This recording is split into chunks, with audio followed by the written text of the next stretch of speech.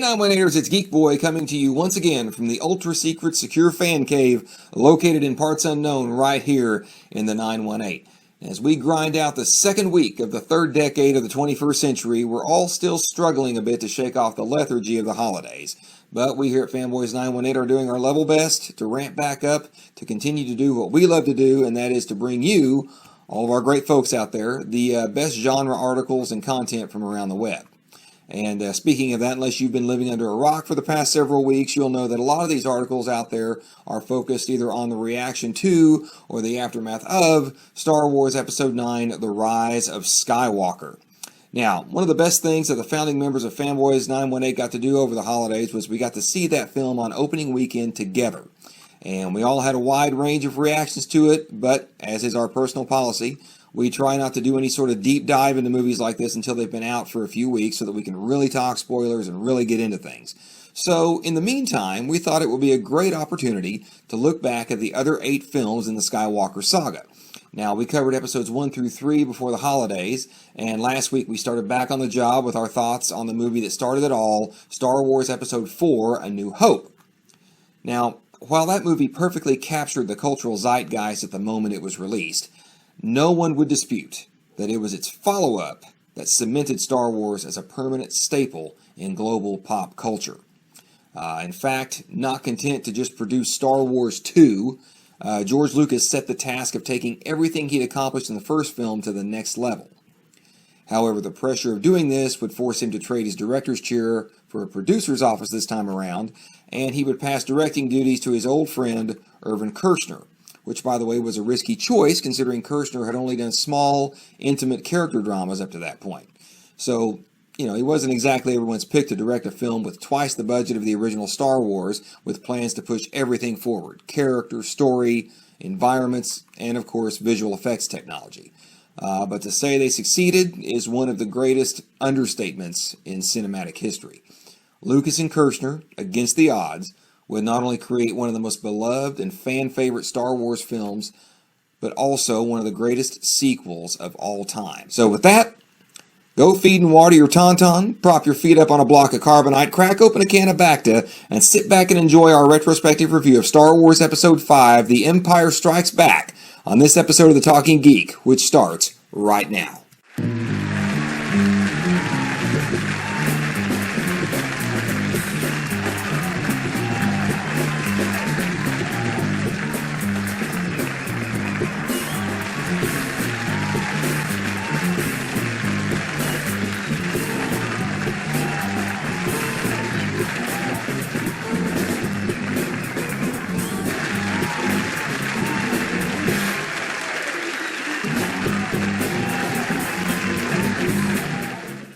Hey 918ers, welcome back to our retrospective of the original Star Wars trilogy. Cheers to everyone. We Cheers. are going to take a look at The Empire Strikes Back. It came to us in 1980. I'm actually alive now. I'm 2 years old. But I will give it to the panel. We'll start over here with IT Geek, and tell me your thoughts on Empire Strikes Back when it first came out. So, I guess I'm kind of the underdog in the sense that I like underdog stories. So seeing this movie where the good guys lose, I'm like, okay, we know they're going to come back and win. So, and there is no spoiler. If you have not seen this by this time, why are you watching this? Guess what? Sorry about you. So anyway, but again, what I liked about this movie is you got to see how the characters developed and continued on after Episode 4, A New Hope. We start, and I hate the cold, so of course I don't like the battle crossing at all. Oh man, that's just too cold. Mind me, South Dakota. It was, man. It was. I was like in Hoth when I was in South Dakota. Yeah. Girl behind there was a girl behind every tree, and you know what Planet House was like. So anyway, would explain a great many of your life choices. Oh wow. So anyway, but you made a great comment at one point. Is that in Empire Strikes Back, the best battle scene we get is at the beginning of the movie. 4 was basically the huge battle with the destruction of the Death Star was at the end. We start off strong with Empire Strikes Back and the battle being on Hoth. You know, and I guess I always wondered for the longest time, and of course I didn't know this until after we got our Starlog magazine that the scars that. Yeah. I'm telling you, people, Starlog was the shit back in the day. Okay, and we've said this before. It was our Younger internet. fans don't understand. There was no internet. I know. There was no. I mean, and again with this whole staggered release thing that we talked about, it's like you begin to hear like little like.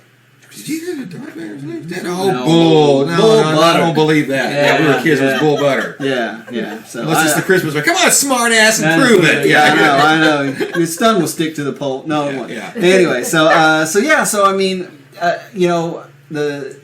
when we found out, from the attack on Hoth of Luke and the scars and stuff, I was like, man, that's some pretty cool makeup. In hindsight. But we found out that basically Mark Hamill was in an accident, and actually these were real life scars, and they had to find a way to explain it into the story. So that was interesting. But again, like I said, you got to see each of the characters and how they developed. We got introduced to Cloud City. We got introduced to a new character, Londo, which I believe at the time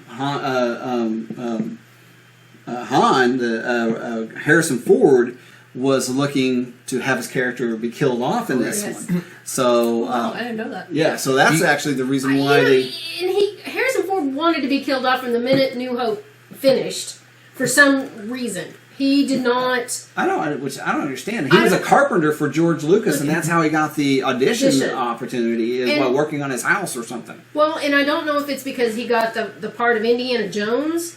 Why he didn't because he truly wanted to be killed after every episode. Yeah. He was the only actor, I believe, and this. He eventually gets his way. He does, yes. Spoiler alert! Took a little longer, but I believe he was the only actor that did not sign a 3-picture deal Right. of the core trilogy group, and I've just heard him say over and over again he felt, especially after Han went into Carbon Freeze, he felt that Han Solo had no story responsibility. From that point going forward, he said he has no father, he has no mother, Right. he has no story responsibility at this point. I agree. I mean, other than they had the love story between Han and Leia and stuff, but with his death, it would just it would have been a story that was great for the times. I'm quite sure, in retrospect, had they decided to kill off the Han Solo character, we probably still would have got the same story. But again, I believe Han Solo was such a powerful character in his first episode.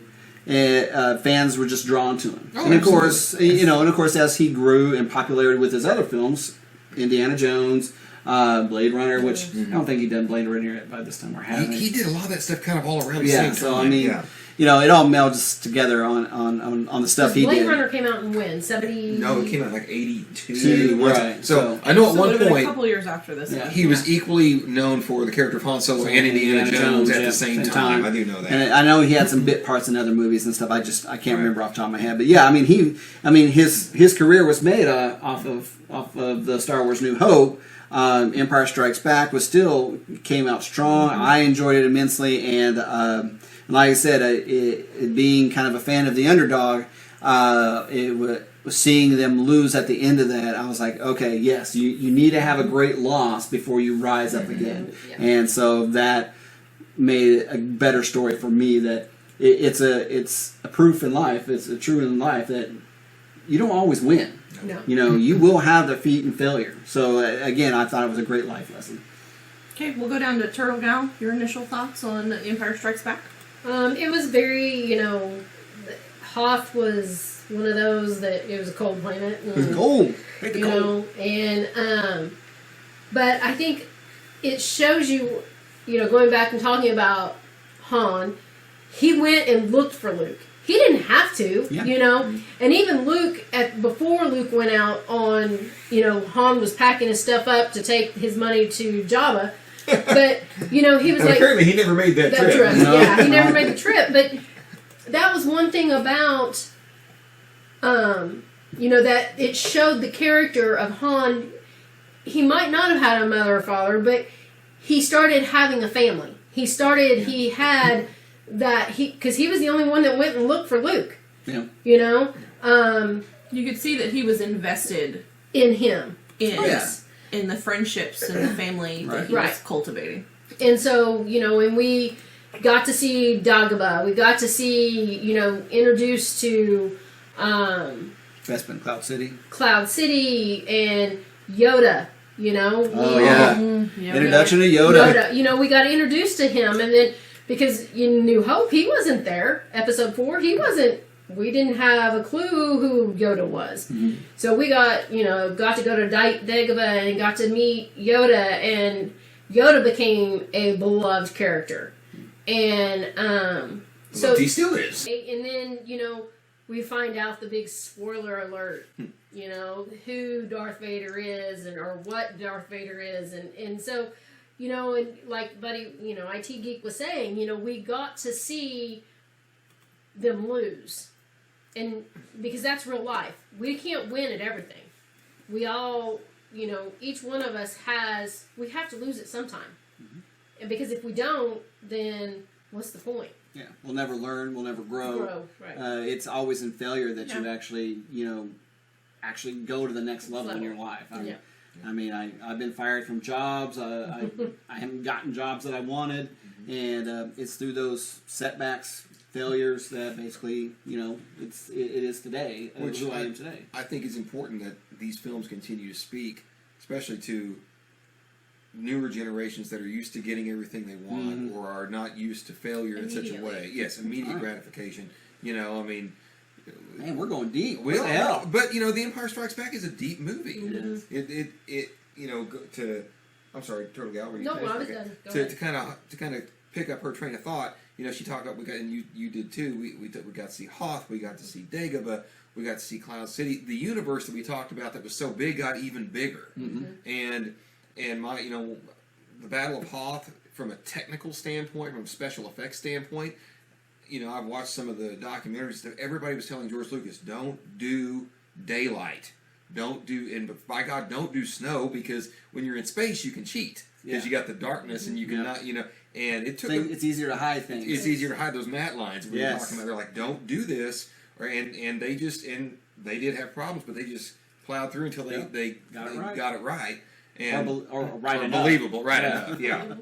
Right enough. But, you know, and the thing that's about Empire is, you know, I don't even think George Lucas really knew what he wanted to do. He knew he had to do something big, and he had to follow up big. Right. But, you know, as you said with Mark Hamill's car wreck, and the script was constantly evolving as they were making it.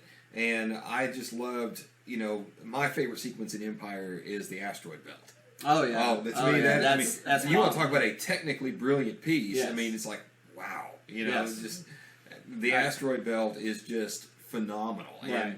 And you know, and when they're weaving in and out of those asteroids, the TIE fighter gets clipped and it spins. I'm like, I'm like, dude, that's something on my made up like 8-year-old brain I did with my toy TIE fighter. yeah. I can't believe they did that now. I mean, wow. it just but again, the old fancy phrase, it subverted expectations. We never saw X-wings go into battle. Right. And kudos to George Lucas for not just doing the same old thing. Right.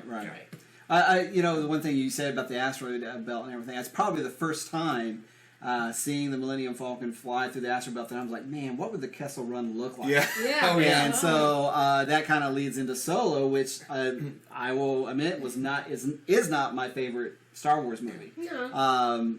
Though it did achieve what I've always wanted the Kessel Run to look like for me. I had no idea what the Kessel Run would look like. I couldn't even visualize it because I just, you know, there was nothing there. I mean, it couldn't be an asteroid belt. You know what I mean? Right. So Yeah. You Yeah. was like, well, it can't be a dive and you know, it has to be something else. And I could never wrap my mind around what the Kessel Run would be. And Solo did deliver that to me and stuff, and that would probably be the only thing I'd say about Solo. So anyway, back to Empire Strikes Back, I assume. And Unless anyone wants to chime in on Solo. no, not right now. Okay. Not particularly. I just We'll go very off track if we allow solo thoughts to I come. don't think I have enough alcohol for that one. well, and I think something else again that Turtle Gal brought up. You know, the most beloved new character that we were introduced to. No offense to Lando, is Yoda, Oh, yeah. but he was a puppet. He Oh, was yeah. a Muppet for Oh, all yeah. intents. And Frank Frank Oz. Oz. I mean, he's doing the work, and like, you know, and again, when I'm reading this in Starlight, Beck, what's this going to look like? Miss Piggy? I Yeah. mean, what's this thing? You know, it's like, I mean, think about it. Think Oh, I know. Yeah, I mean, It's like think about what the Miss- think Miss about what the Piggy Muppets- Gonzo have a baby and it Yeah, talks yeah. like it But- talks like Fozzie. Well, the point being is, think. Waka waka waka. Okay, Turtle Gal. Think about it this way.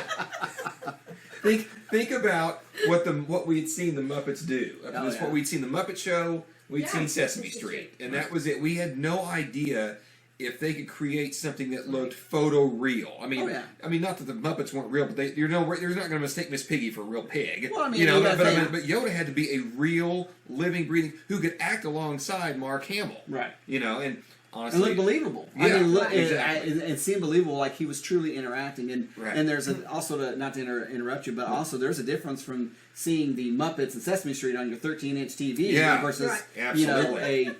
120 size Yeah. screen, The big movie screen screen, like yeah. that. Big movie screen. Yeah, and it just you don't know how that's going to look or how it's going to play and stuff. So yeah. And this movie also set up, it introduces to Cloud City, which Mm-hmm. again, you know, every Star Wars film seems to have three big environments that Yes. it takes us to. We have in New Hope, we have the sterility of the Death Star. I think it's the level of 3. I mean, Yes, it could be. you know, Yeah. the story arcs. Yes. You've got the levels of And 3. 3 is a magic Magic number in number. story arcs. Yes. So we have Hoth, we have Dagobah, and then we have Cloud City. Yep. And so I never understood as a kid how long Luke was actually supposed to be on Dagobah. Yeah, I never understood that as well. I mean, you know, it seems like he's there a week and like, oh, I gotta go. Sorry. Well, but because, you but know on the it's other not hand, case. so like when Han and Leia are hiding on the back of the Star Destroyer and he's looking for places to go, Bespin's pretty far, but I guess we may. Okay, they have no hyperdrive, so what is pretty far? I mean, were they in space like a month? right. I mean, I don't. I mean, I don't know. They don't really say, and but again, I knew he was there longer than a couple of days. Oh, yeah. You know, but it just that's to me one of my. If you want to cut this out, you can. One of my biggest complaints about the sequel trilogy is they don't seem to have a good grasp of. Now wait a minute, wasn't this character over here? Like time doesn't seem to Right. make sense in it to me. But anyway, so when Luke finally arrives on Cloud City and we have the big duel, my thought was as a kid, and I want to see what you guys think, and even you because you watched it as a child, was when as soon as he told Luke, "I'm your father," immediately because you know we all have as children we have my idea you're lying. He was lying. That was my first thought was he was lying. So what did your brain go there? It did not. Or You did know, you think of course he was? well, I didn't think, of course, it was. To me, it was the shock, and I guess really by the shock, it was like I believe that and everything. You know, and I guess you know it's kind of hard to think that far back to go Yeah. like, what did I truly think about that? But I do, you know, asking that question to me today, I'm thinking, the sheer surprise of that statement. It's like it has to be real because I mean, you know, Darth's trying to gamble on the fact that this will do something for him, and how does Darth even know that he can even use that as a gamble point? Yeah. What research has he done to Luke that and Yeah. everything? So there had to be some connection, and with the Force, the way it was explained to me, you know, it had to be. He had to sense it and everything, and so. But then it also, you know, kind of in retrospect, it's like, then why didn't he have that same sense with Leia when he, you know, Right. Right. you're That's always been my thing. you're a liar and a traitor. Take her away. I'm like, what? You didn't? And make sure you're okay. She's my daughter. All right. It's okay. Yeah. You know, just send that droid after her. I don't want to deal with her.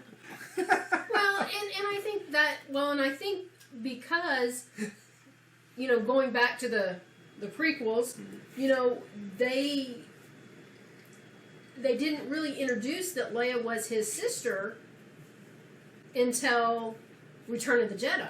He did say in Return of the Jedi, Obi-Wan was wise to hide her from me. you. Oh yeah. So there is So that. I mean, but So you know at that point, you know Luke didn't know he had a sister.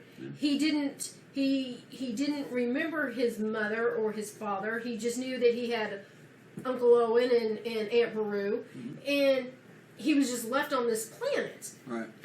And so I think, Vader I don't think knew about Leia, and because Leia, I truly believe, going back and rewatching them just this past weekend, Leia didn't have her Jedi powers yet. I mean, she had like the inkling of, she kind of knew things, but for the most part, she didn't really know that she had Jedi powers.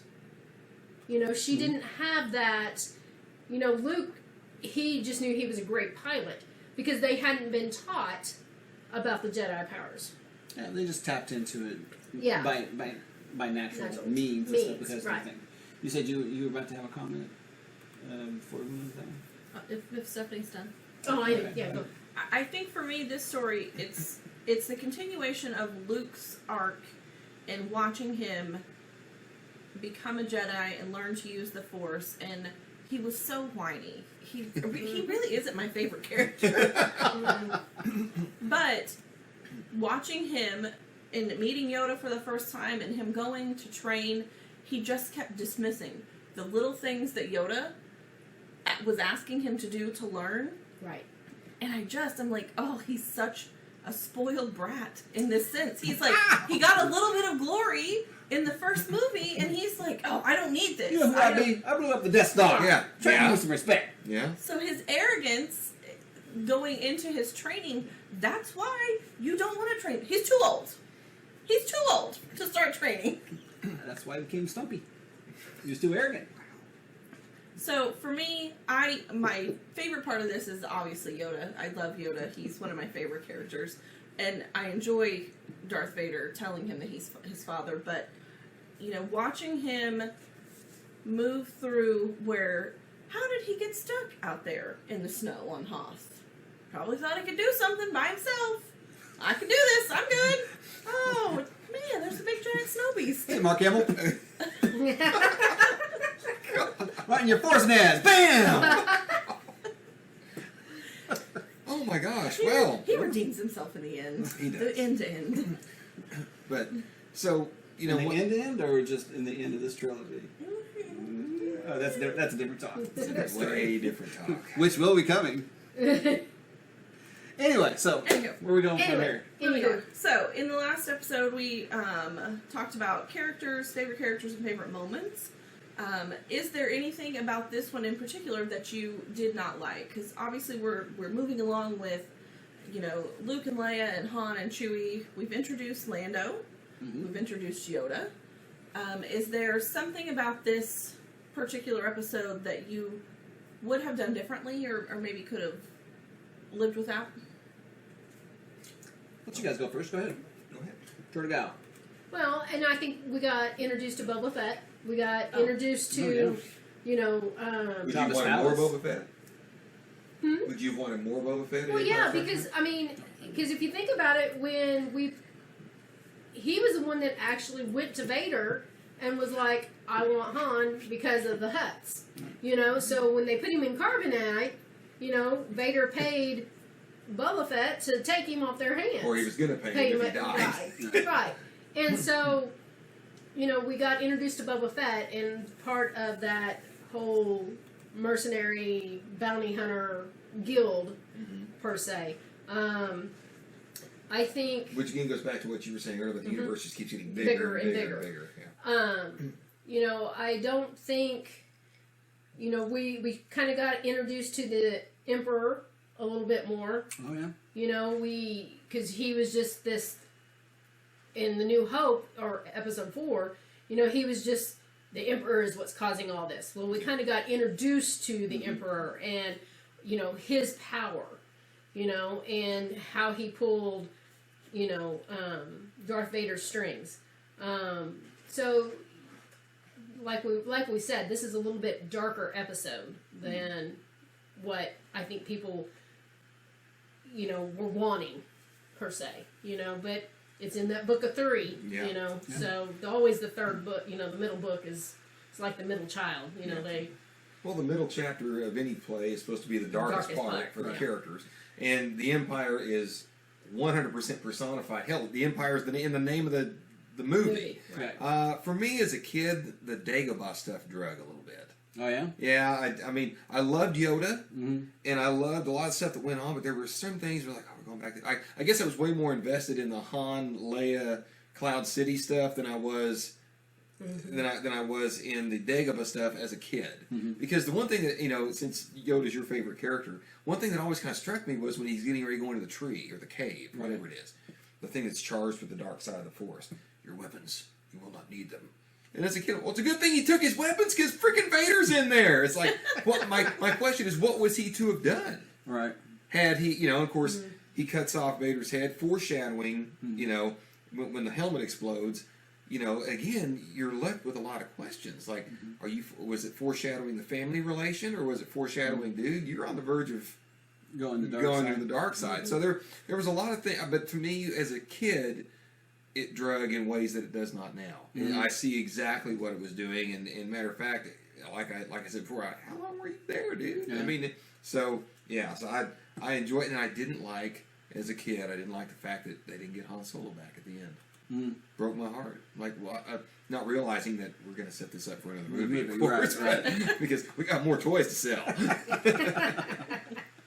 You want me to go next? Or you want to go next? Okay. So, all right. So I would say probably the scene that disturbs me the most is at the very end when Lando's wearing Han's clothes. I'm like, dude, what'd you do? Go into his bedroom and raid his clothes? I mean, come on. He already threw the cloakroom away. Well, I'm just saying. It's just like, you couldn't pick something else on the ship that didn't look like Han Solo? Like, I mean, I don't know. I just found that was probably the strangest. I'd be like, I don't know. To me, it'd be like, I just died.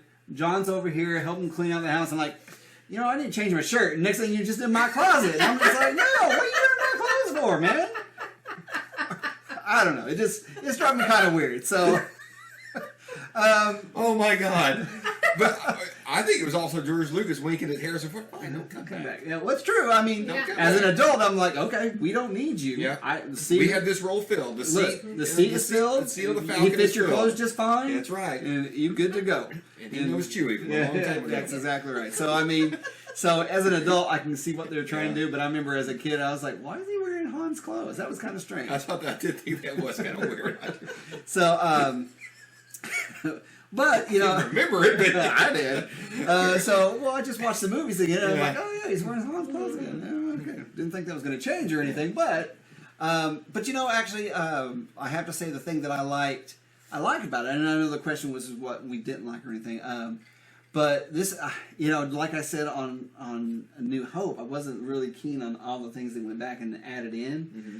But on Empire Strikes Back, I Yeah. love what they did to Cloud City, where they took opened out it the up, walls yeah. and opened it. And you got to see these huge skyscrapes and everything. I was just like, that really just added just how big and how open this place was supposed to be. And so I love that when they added that back into Cloud City. So it's kind of weird to criticize A New Hope and what they added back in, but then here we are, Empire Strikes Back, going like, no, they did a pretty dang good job. What I think is very telling is it tells what a perfect film Empire is. They didn't really add that much. Exactly. I mean, they added the Wampa scene. I think they added a Wampa scene, and that was it. Right. Maybe. They went a little. They went a little bit more on the ice cave and Yeah. the ferociousness where he's eating the tauntaun Yeah. and all that stuff. So, but that wasn't anything. But yes. I mean, they and if I remember correctly, I think I read or heard that George Lucas said that Empire Strikes Back was as close as it was being completed as he wanted when it was released. Mm-hmm.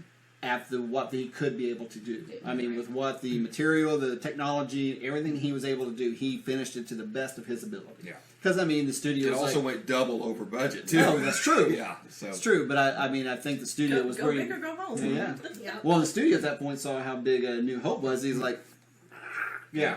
because they're thinking, this one's going to kill it. So, I mean, there's just, to me, there were so many great things to kind of find something bad about it. I mean, other than just the fact that it was over and I had to wait for Return of the Jedi. Mm-hmm. So that was probably the thing I hated most about it. Because damn it, now I have to wait. Mm-hmm. So I think for me, the story in the middle is always the one that maybe sometimes people struggle with more, because I'm introduced to everybody in the first chapter. This middle chapter, it's still building, and so there's not as much.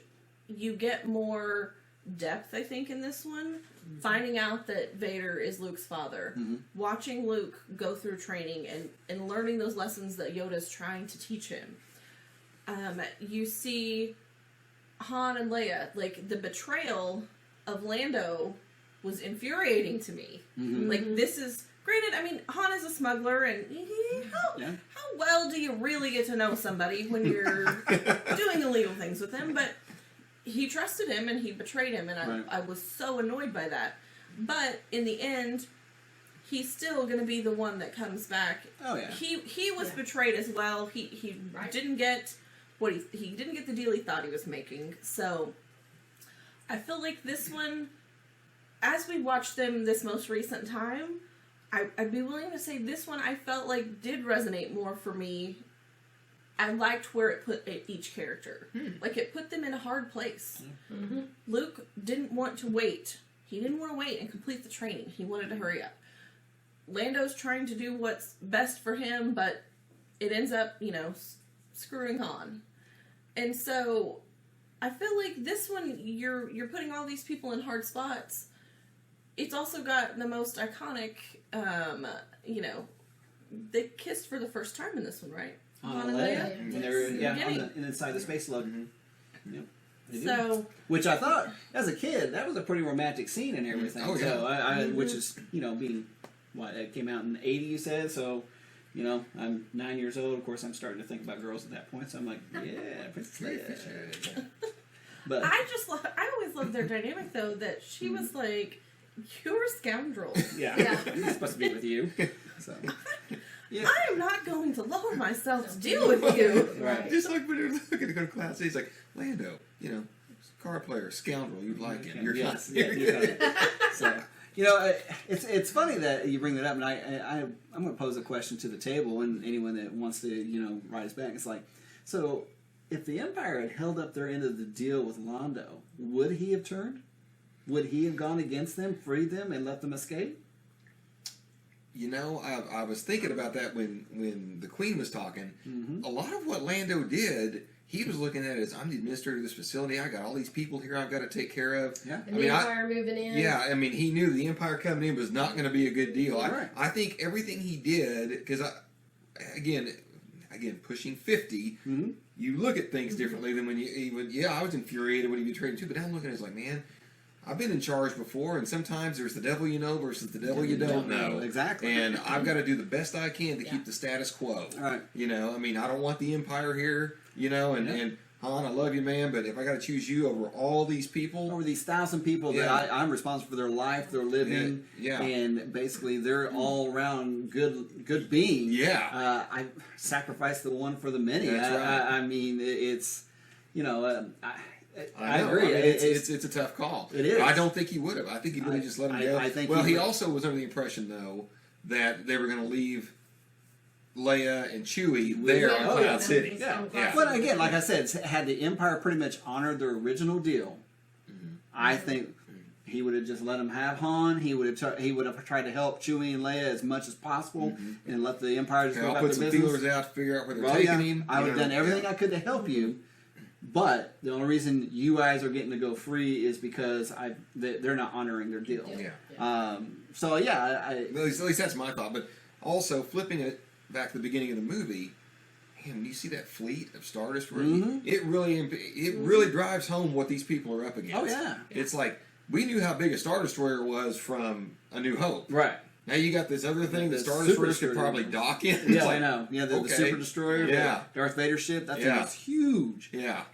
So and the fact that they're, take us into the asteroid field, and apparently asteroids hitting is not a big deal, because they're like, It's like bing, bing, bing, bing, bing. Yeah. It's like It's like a hailstorm. It's like a hailstorm. Although he didn't, that one dude got wiped out, though, when he's talking to him, you see the hologram do that and disappear, like, sorry about you. Not good. Yeah. Not good. But, one thing about Turtle Guy was saying is that I do remember the first time I saw Palpatine on the hologram and stuff like that.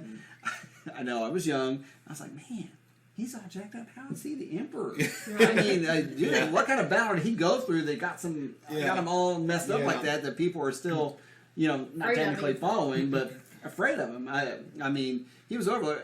I guess I didn't realize that basically he was supposed to be a Sith Lord, right? And had the same power of Darth Vader, much more powerful and stuff. So that was some questions I had. It's like, how does he have this hold? But of course, we saw Moff Tarkin, Vader release him. Yeah. And so I'm like, okay, so Holding Vader's leash.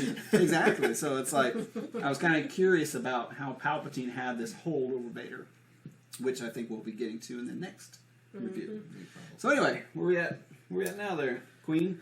So any other character developments that you guys want to comment on that you would have liked maybe to see something done a little differently, or could it have gone in a different direction?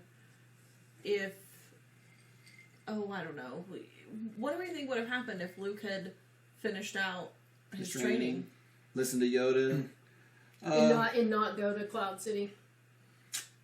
So, I mean, to be honest, Luke showing up in Cloud City had really no effect other than Archie was able to open the door that they were not able to get through. But that's all in the screenwriting. Right. Like that, And so. I mean, I guess it's kind of like, what was Vader's ultimate plan? I think he was just trying to lure Luke He was. to him no matter what, and he would have got him eventually some other way. Right. It would there would have been another way of going about it and stuff. So I've always been fascinated by. There were several things, like you said, George Lucas said he felt Empire was the most complete it could be. A couple things that were cut that were actually made it a darker film than it already was they had a subplot where the Wampas were breaking into the Rebel base, and but the Wampa costume looked horrible. At least the one they had when they shot it looked horrible, so they cut this out. But they had rounded them up and locked them in this storage facility, and when they're evacuating on Millennium Falcon. And they're running out, and 3PO runs by this door, they cut. And then that's when Han and Leia realize they're blocked in. They run back the other way, and 3PO's like, and they run past him. Well, there's another scene that I think is on the deleted scenes where that door he has is where they have the Wampas locked in. And so he pulls the warning thing off, and he does something to make the Stormtroopers think that they're in there. And so 3PO runs off, and the Stormtroopers like, here they are, and open the Wampas just maul him. Yeah, I mean, so it's like that. And to me, it's like, that's a really heroic thing for 3PO to do. And that's why he's the one, when Han's like, hurry up, Golden Ron, you're going to be left behind. That's why he's behind, because he had stopped to do that. Okay. Yeah. And then the other thing was, remember when they first take down the first AT-AT, and it falls?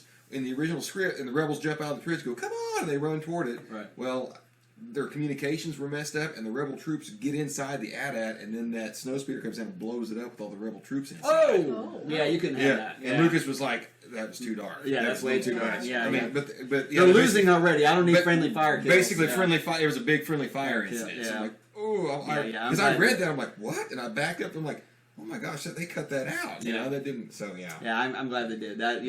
Friendly fire kills are, in my opinion, never really good in a movie. But unless you're telling a true story, so because you want accuracy there. But that's dark, man. I'm sorry about that. Wow. So Bring us something to light. I mean, come on. I I feel know it's like hard. we're kind of coming towards the end of this episode here. So I'll start with Turtle Gal. Anything favorite moment from this particular episode? Probably when Luke gets to Dagobah and he is, crashed the ship into the water, and he meets Yoda, and Yoda's doing his double talk and double speak, and It's kind of goofy. yeah, it's not. He's trying not to tell him who he is, and so the interplay between Yoda and Luke, I think, is probably my favorite. IT geek boy. I don't know why I can't keep you guys straight today. I'm your husband. Okay, he is yes. not. You're the husband. You're the husband. Okay. Geek boy. Wow. Okay. I don't know if you call it a moment, but The Empire Strikes Back gave us probably the second most iconic piece of Star Wars music ever, which was the Imperial March. Oh yeah. Oh. How could Right. Oh, I forgot. There's some Bad blood there, There's some Dave. bitterness there. There is some bitterness. I'm so sorry about that. By That's the way, all right. No, that's not why I brought that up. No, I understand. Worst No. wedding DJ ever. For those that don't know, the IT geek and the Queen were supposed to walk down the aisles of the Imperial March, not the throne room theme from A New Hope. So both were appropriate. But They were, but the Imperial March was more iconic. iconic. Yeah. Exactly. And the reason why I wanted it. And I mean, I remember as a kid, I had the record, the vinyl, of both the Star Wars and the Empire Strikes Back soundtrack. And they were both double albums. Right? I wore out the Empire Strikes Back. If I found my Star Wars vinyl, it's probably still playable. I Empire. think it's up in the attic. I think actually. so it's probably not still playable thanks to all the heat. Melted. But yeah, there were so many great cues on. I mean, the Imperial March was one, but the Asteroid Field music. Yeah. Just on and on, the stuff that they played when they're escaping from Cloud City. I mean, it just. That's what really miffed me when we got into using music with our tabletop games. Yeah. Is that at that time the only available Empire soundtrack was on CD, and it was a dramatically pared down CD. And I'm like, half the music I like isn't on this thing. Oh man, I was pissed. But yeah, that's probably my favorite thing from Empire is how John Williams expanded that musical landscape. Right. I think for me, Yoda was definitely my favorite new character addition, and I loved the interaction between him and Luke and him trying to teach Luke. But I think really my favorite part is the building on the relationship between Han and Leia, and the chemistry that they have. And at the end of the movie, we're freezing Han in carbonite, and she says, "I love you," And in which he says, "I know." like. You ass. You ass. Best Mel line ever. Well, it's funny, but I mean, it shows up. I am an Instagram person. I follow all these fashion bloggers, and my feed is full of random fashion and nerd stuff. It's a weird combination. But some of And the that's stuff, how I knew she was the one. some of the stuff that I follow has it showed this bedroom and the two nightstands on either side of the bed, and on her side of the bed there's a painting that says "I love you," and on his side of the bed the painting says "I know." Why don't we have those? I don't know, but I'm going to find out where I can buy them. Well, and ironically, George Lucas hated that. Really? That was not in the script. Oh, the wow. line was, "I love you too," and they shot it like 5 times, and Harrison Ford hated it, and the director was, and they were like, they tried it so many different ways, and it wasn't working, and finally Kirsch said, "Harrison, don't think about it. What would Han Solo say? Action! I love you. I know." And he says, and they're like, "That's it. Yep. That's Han Solo." It is, and that, again, that's what makes that character so great. Yeah. It's like, And I remember as a kid, it brought the house down in the Oh, I theater. know. I mean, the whole theater erupted, Yeah. clapping and laughing and everything. So yeah, wow. So I mean, you asked that question, and you know, after what you just talked about, I mean, that's the only thing I can think of. It's just that such a great scene and everything, and everything. You know, I guess really, if I've got to say anything, also is that I really like C-3PO's comedic timing in this one. He's hilarious. I mean, like, you know, when things are going on, you know, they're about to freeze him. He's telling Chewie, "Turn around. I want to see what's going on." And I'm like, "You sick fuck." I mean, it's sir, the ultimate navigating answer about 7,000 words. Shut up. Yeah. So I mean, it's just I don't know. For me, I think C-3PO really became a strong character in this one, which I enjoyed. And man, like I said, just Empire Strikes Back is my favorite Star Wars movie, and so when I can't say hardly a bad thing about it. You know, if you say what's bad about it, like I said, I already said is, you know, Lando wearing Han's clothes. I mean, how minuscule is that? And it wasn't long enough. Yeah, so you see Han get rescued. yeah, Well, so you're not a fan of the snow. that's true. Yeah. But again, I mean, we weren't there Hang out, long. huh? We weren't long. Yeah. Because the Empire, like, ooh, they're cold. Just get them out of there. Just get them out of there. Blow everything up. It'll warm it up. But it'll force them off the planet. So yeah, they're just. It just everything I loved about Star Wars is in that movie, and the fact that even though I know we lose, it just sets me up to the fact that I know we're going to turn around and win. So, because that's the way it is. Okay, any parting thoughts from the Peanut Gallery here? I think I pretty much. No, I'm great. Well, I think we're going to wrap this episode up. Stay tuned because we have another episode coming for episode 6. I'm like, episode 3. This episode, We've already done episode 3. it is the third of this trilogy, episode 6 of the Middle trilogy. So join us shortly for our retrospect on Return of the Jedi. Yep.